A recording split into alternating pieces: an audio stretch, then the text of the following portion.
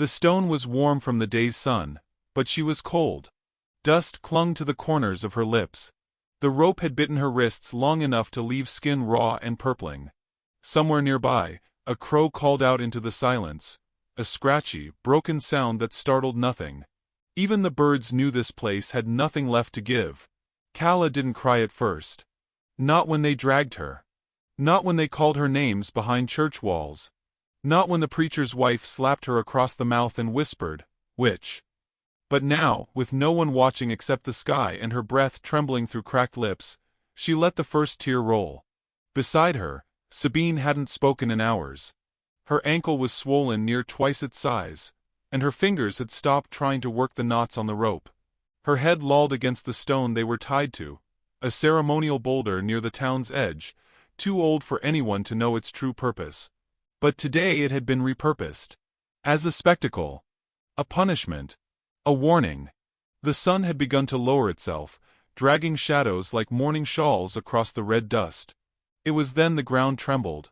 Not enough for fear, but just enough to notice. A rider. One. Heavy. Moving slow, steady. Not a sheriff. Not a posse. Just a single rhythm of hooves breaking the long silence. Calla blinked up, her mouth dry, eyes burning from the light. Her shoulders straightened by instinct. She didn't expect rescue, only more shame. The figure came into view. A tall man astride a dark bay horse, broad-shouldered and wrapped in the colors of canyon earth. His hair was long, pulled back with a leather tie.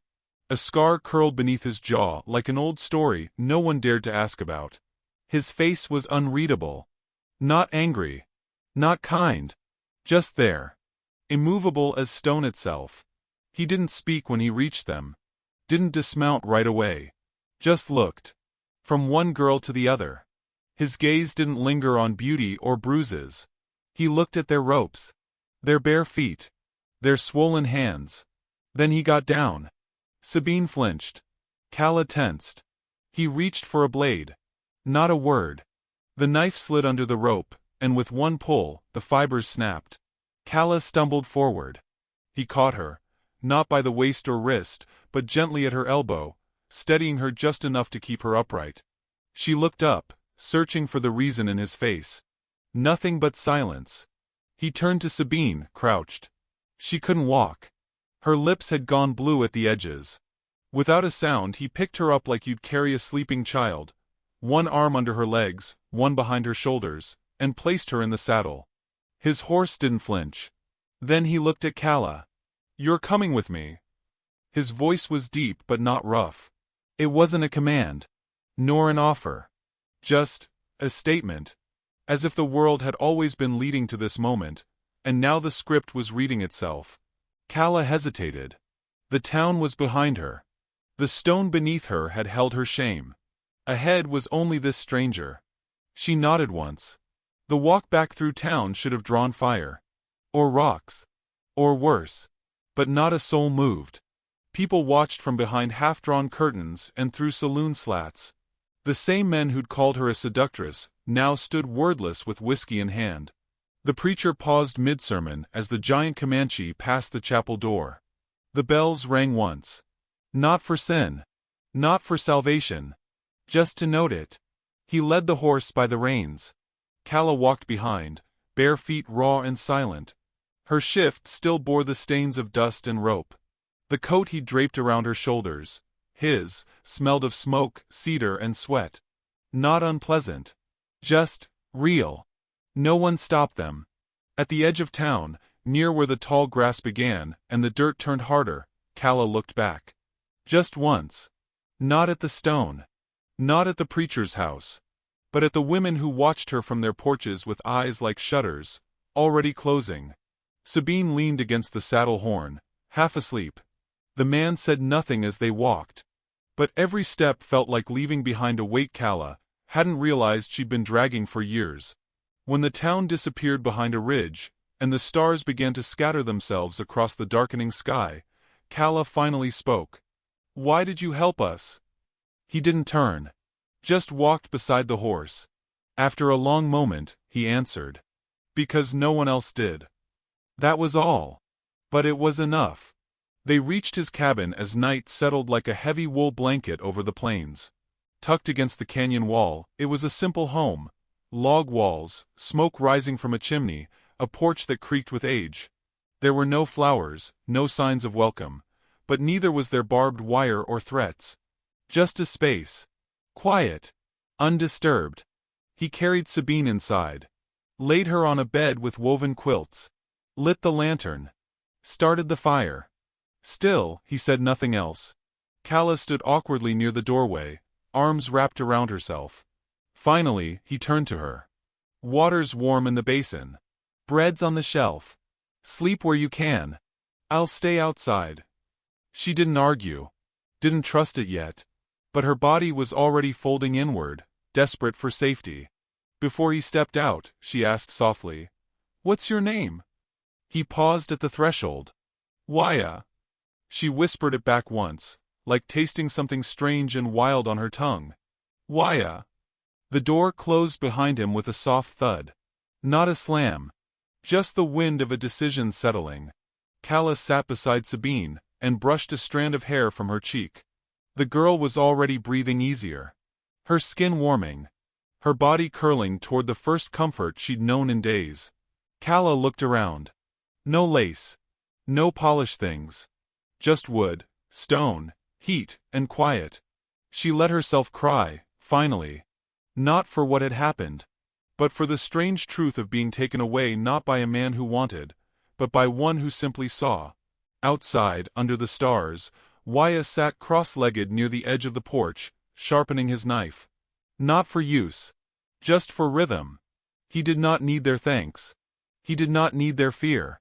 He only needed what the wind had told him the moment he saw them. You can carry this. So carry it. And he would. Because stone may not weep. But women do.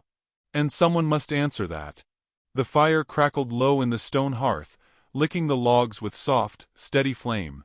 Shadows danced against the log walls, stretching long arms across the room, as if they too had stories to tell but no mouths to speak them. Calla sat beside Sabine, who still slept. Her breath shallow but peaceful now. The color was beginning to return to her face. Her hand curled lightly against the quilted edge of the bed, the way children do when they finally feel safe. The cabin smelled of cedar smoke and dry bread, the air warmer than either woman had known in weeks. A basin of warm water steamed gently in the corner, beside a bar of handmade soap worn down to a sliver. Calla hadn't touched it yet. Outside, the night had gone full black. Stars heavy and thick like lanterns hung too low from heaven. The wind made no argument through the trees. It simply moved. Soft. As if out of respect. Waya had not returned inside since he'd stepped out hours earlier. Not to check, not to explain, not to hover. Just left them space. Calla stood at last. Her legs were sore. Her ribs ached from the tight binding of fear and silence she'd carried through the days. She moved to the basin, dipped her hands, and winced at how tender her skin felt, even to clean water. She scrubbed slowly, watching dirt melt into the basin, like old shame running off into some place unseen. She washed Sabine's face too. Gently. Like she'd done for her younger sister, once, before they buried her under a hill with no stone, only memories. When the fire dipped too low, Calla added another log, unsure whether she was welcome to or not. But the fire needed tending, and she needed to feel useful. The warmth swelled again. It smelled like pine sap and ash. Calla didn't try to make sense of Waya yet. The way he'd looked at them, like they were human, not spectacle. The way he hadn't tried to speak when silence was more honest. She'd spent most of her life surrounded by men who used words like blades. She did not miss them here. Near midnight, she pulled an old wool blanket from a chest and laid it over Sabine. Then she curled on the floor beside the hearth, too tired to think and too grateful to sleep. In the small hours, the door creaked open. She jolted. But Waya stepped in slow, holding something in his arms. 2 rabbits, skinned and clean. He moved to the side of the fire, set down a small iron pot, and began to prepare without a word. She watched, unsure if she should speak. Unsure what was expected. But he moved like someone who had done this 1,000 nights, with no need for talk or praise. She sat up. You don't have to feed us. His hands didn't pause. I know. She waited. Then why? He added water to the pot, then salt, herbs from a tin, and finally the meat. Because hungry people shouldn't be the ones to say they're hungry. It's enough they've survived. He looked at her once. Just once. The fire reflected in his eyes like quiet knowledge. Then he turned back to the work. Calla said no more. By dawn, Sabine had stirred. She blinked up at the beams overhead, then turned her head toward Calla and gave a weak smile. It was the first sign of something living inside her again.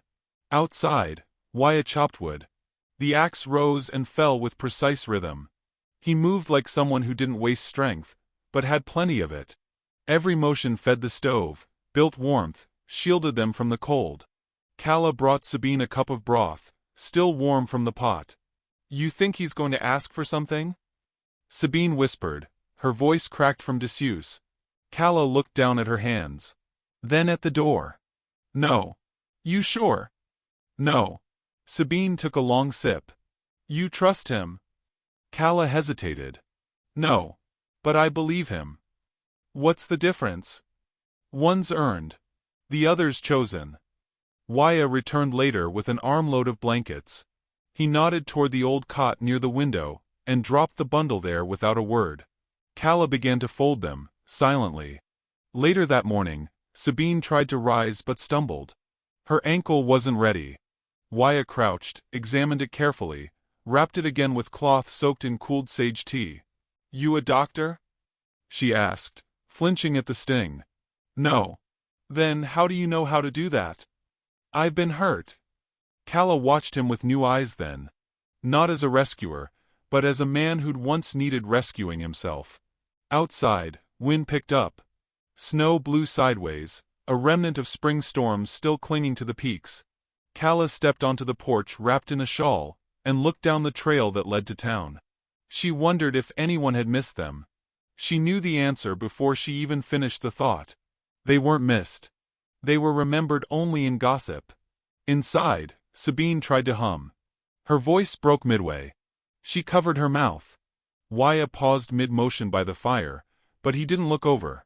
Instead, he began to hum the same tune, low, deep and sure. Not perfect but steady. Sabine closed her eyes and let it wash over her like something sacred. Calla stared into the trees beyond the porch, her breath clouding in the cold. She didn't feel safe. Not yet. But she felt less alone. And sometimes that was more important. When Wyatt stepped outside, he carried a plate of bread and cheese. He didn't speak, just offered it to her. She took it. Their fingers brushed. Neither pulled back. You're not afraid of me? He asked after a long silence. Calla chewed slowly, eyes on the trees. I've known monsters who wore clean boots and Bible quotes on their tongues. You don't scare me. He leaned against the porch rail. The wind tugged his hair gently, carrying away everything they didn't say. You planning to keep us here? She asked softly. You want to go? Not yet. Then stay. She turned to face him. That simple. He nodded. She studied him. His face was strong, cut like canyon stone. But there was something tired in the corners of his eyes. Not weakness, just the weathering of someone who'd watched too many winters pass, without being asked how they felt about any of them. You always live alone? She asked. Yes. Why? He looked out toward the woods.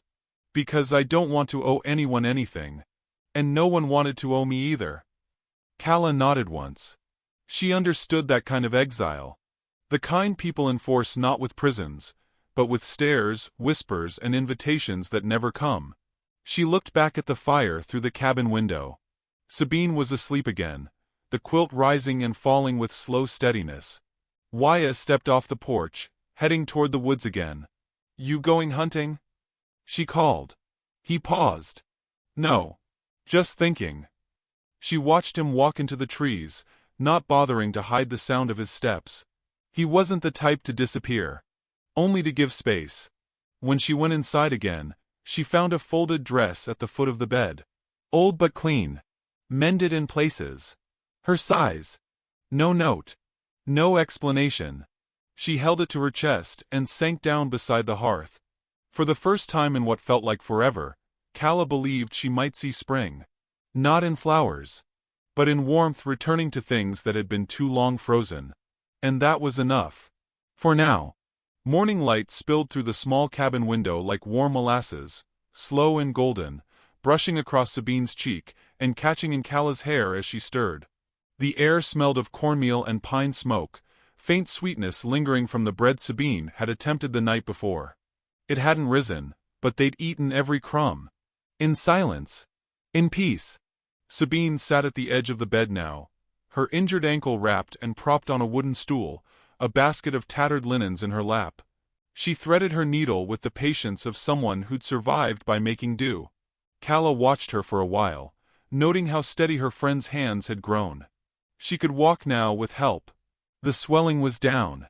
Her voice came easier, too, singing, sometimes in French so soft it sounded like wind through tall grass. Wyatt hadn't come inside the cabin in days, though his presence was constant. He brought wood in great heaps, left strips of venison hanging by the door, even patched the roof without a word. He moved like a man who believed in purpose, but not in deserving comfort himself. Like someone who'd learned early that being useful was safer than being known. Calla wasn't sure if it made her pity him, or recognize him. She found herself watching for him. Not for romance or rescue, but for something quieter. The confirmation that someone so still, so scarred, could choose peace daily and live in it like a vow. That morning, she braided Sabine's hair while the woman stitched a hem, the two of them breathing like they belonged to a place where breath could be soft. "He hasn't asked anything of us," Sabine murmured.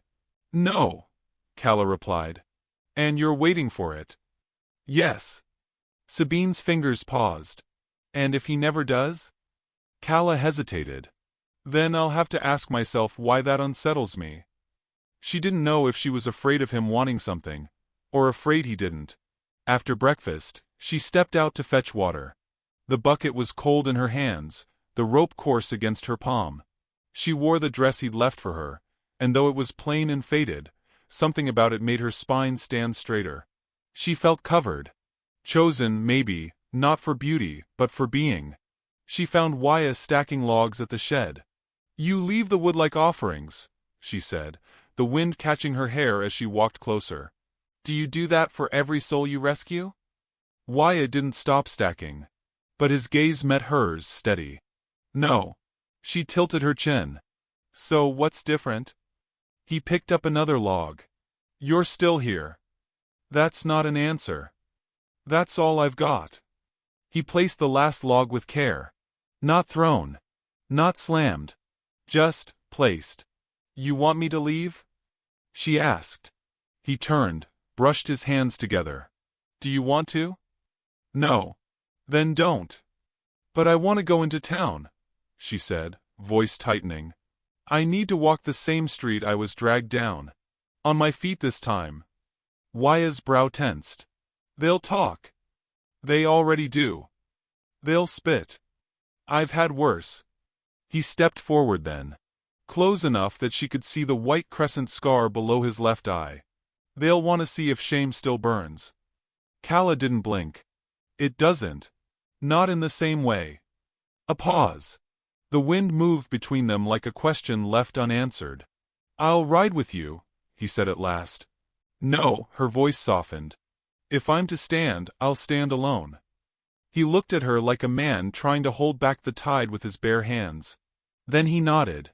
By late afternoon, she wore her hair loose. She wiped her boots clean. Sabine tried to stop her at the door, voice shaking. "You sure?"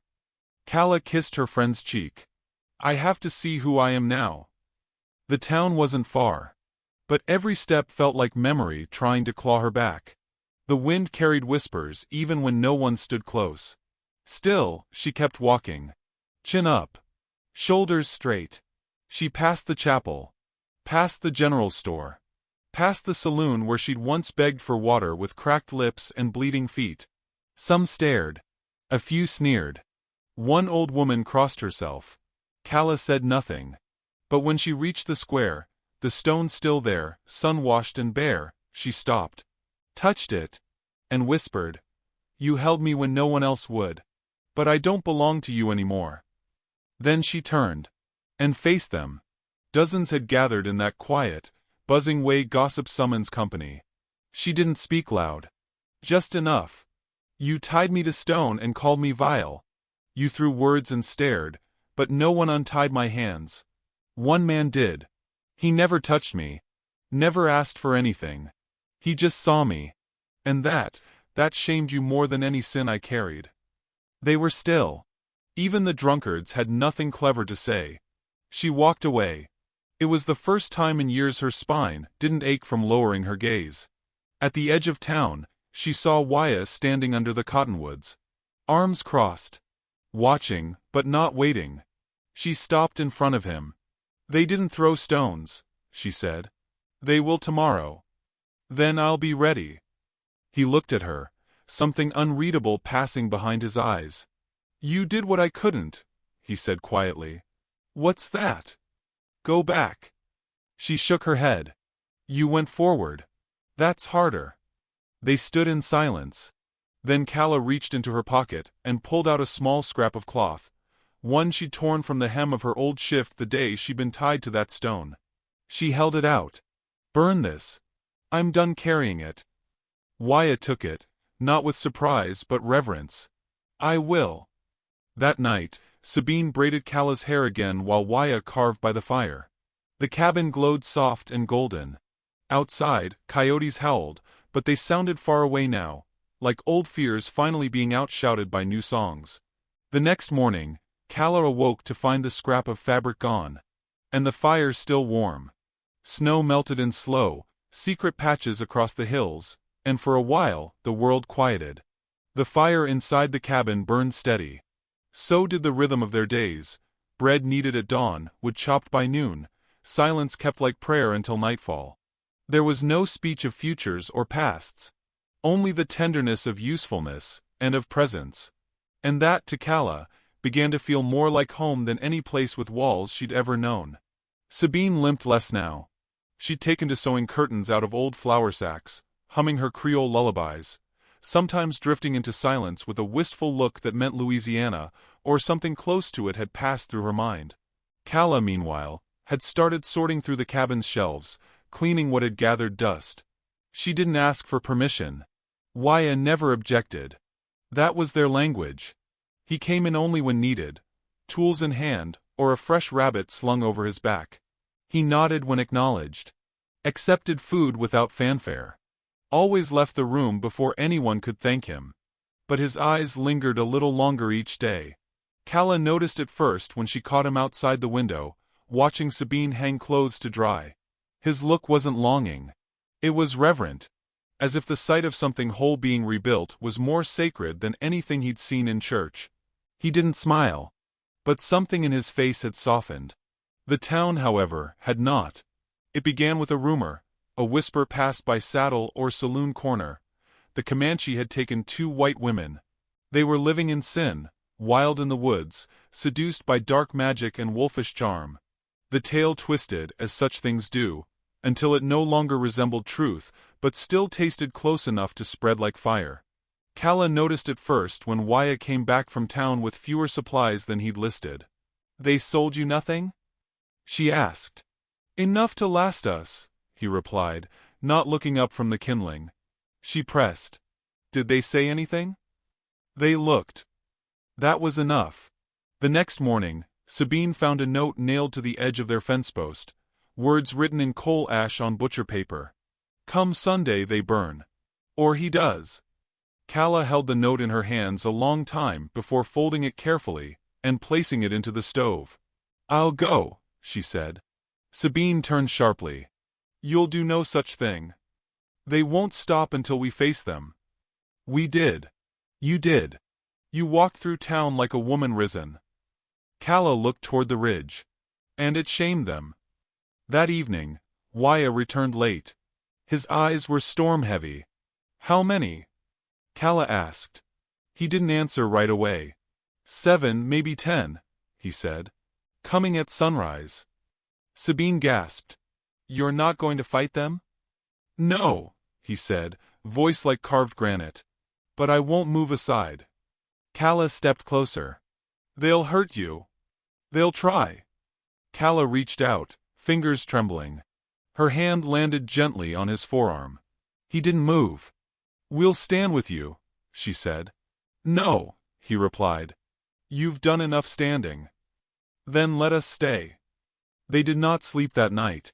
They cleaned the hearth. Waya sharpened his blade, though he made no move to carry it. Sabine laid her best stitching on the table, squares of color meant to be a quilt one day. Calla brushed her hair and wore the old cotton dress that fit her best, mended where shame once tore. At dawn, the air smelled of frost and old iron. The sky was streaked with red. Waya stood out front, arms crossed, coat open to the cold. Calla and Sabine stood behind him. They heard the horses first. Then the voices. Then the hate. 10 men rode up the path like thunder, dust rising behind them like accusation. Some had torches. Others rifles. Most wore faces they'd inherited from other cowards, men too proud to change and too scared to soften. At their head rode Harlan Price, the preacher's son. Once handsome, now cruel with purpose. He dismounted first, walking forward like he had a right to the land beneath his boots. You've had your fun, Injun, he spat. Time to send back what don't belong to you. Waya said nothing. Harlan grinned. Or maybe you've broken 'em so they ain't worth sending back. Calla stepped forward then, her voice calm but unyielding. We were broken before. Not by him, but by men who looked like you. Harlan sneered. Shut her mouth. She speaks, Waya said, voice low, because no one ever let her before. The men stirred, uncertain. Sabine took her place beside Calla, one hand resting lightly on the wooden rail. He never once touched us, she said. Never asked. Never demanded. Just made space. That's the devil's trick, someone muttered. Make women think safety's in sin. Calla raised her voice now, not loud but clear. What sin is it to be seen? What shame is it to be kept warm? The torches wavered. Even the horses shifted. Then a boy near the back, no older than 16, lowered his rifle first. His hands were shaking. His eyes wide. He's not doing anything wrong, the boy said. He's just letting him live. Coward, Harlan snapped. But another man lowered his torch. And then another. The third was the town's blacksmith. He looked Calla in the eye and said nothing. Just nodded. Harlan drew his pistol. Calla stepped in front of Waya. If you kill him, she said, you make a martyr out of a man who only ever gave bread and shelter. What kind of God you think blesses that? For the first time, Harlan hesitated. But shame doesn't release its grip easily. His hand trembled.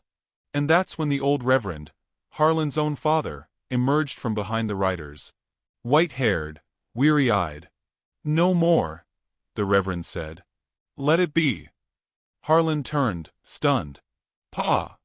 I watched you let them tie her down, the reverend said, voice shaking. I heard her cries. I said nothing.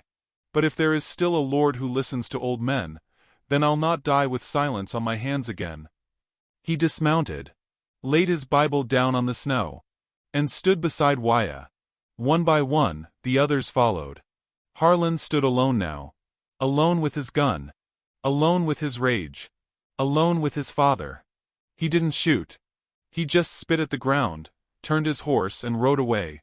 The others dispersed. Quiet. Thoughtful. As if they'd been caught sleepwalking. Calla exhaled.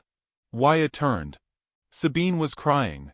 And then, Waya reached out and touched Calla's hand. Not possessive. Not claiming. Just connected. Together, they stepped back inside the cabin. Not as rescued. Not as rescuer. But as something forged. A fire, unextinguished. The snow had thinned to soft lace across the ridge. Where once the wind screamed, now it hummed, low and contented, like an old lullaby passed from earth to sky. Spring was not quite here, but it had announced its coming with melting icicles, and the first hints of green breaking through the frost-hardened soil. In the cabin, warmth lived not only in the hearth but in the way the three of them moved around each other now.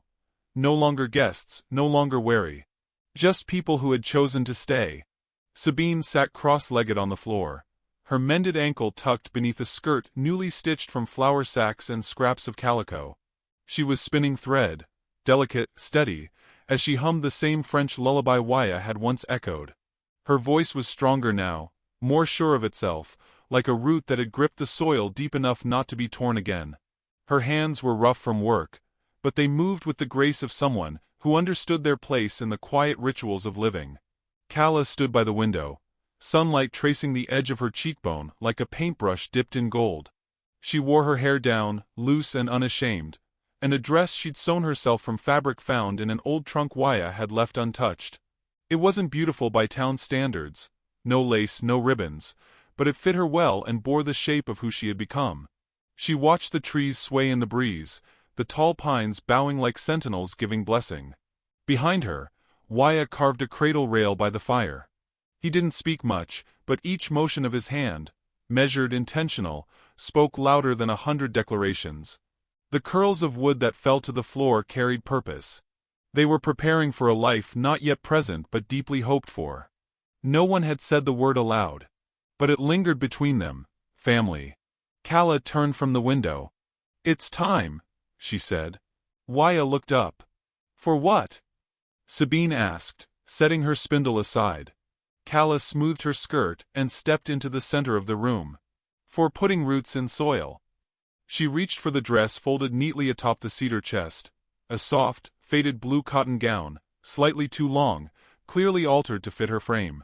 Sabine's handiwork. Waya's gift. Sabine's eyes widened. "You're wearing it?" Kala nodded. "If he'll have me." Waya set the carving knife down slow. "I've already had you," he said, voice low. "Here. In this cabin. Every time you stayed.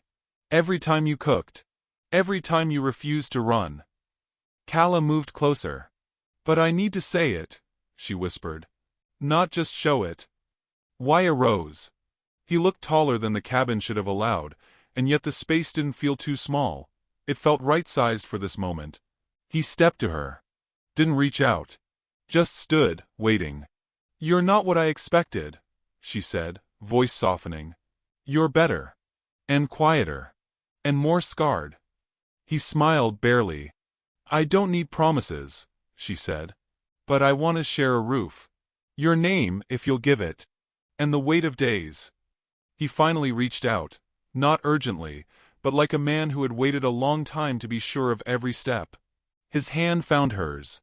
"You've already carried half my burden," he said. "Let's carry what comes." They did not kiss.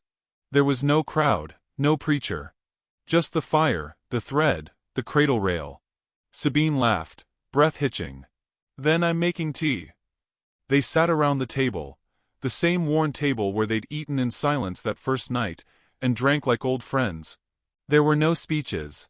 Just glances. Small touches. A passing of time that no longer threatened but welcomed. Later, Kala stood outside on the porch, arms crossed as she watched the evening roll in. The sky blushed a soft pink, fading into lavender. Birds returned, singing to the dusk like it was a lover. Wyatt joined her, hands in his pockets.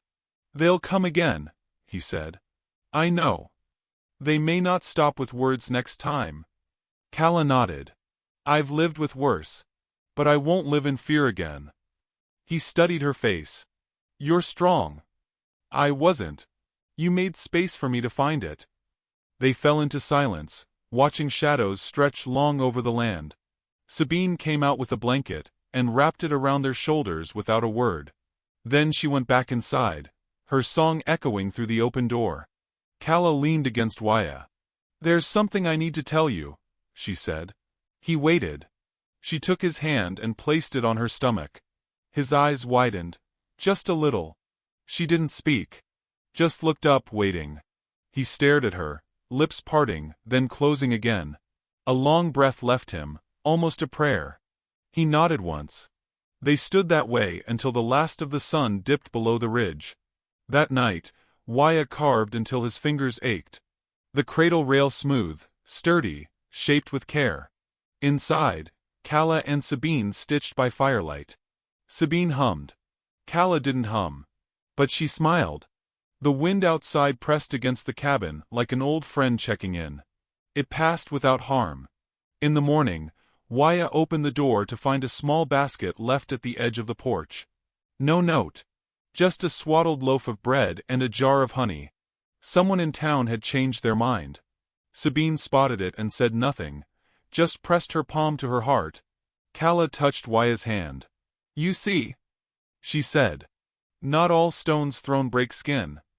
He looked at her belly, then at the cradle rail, then at the cabin, and said, no. Some mark the ground where something new begins.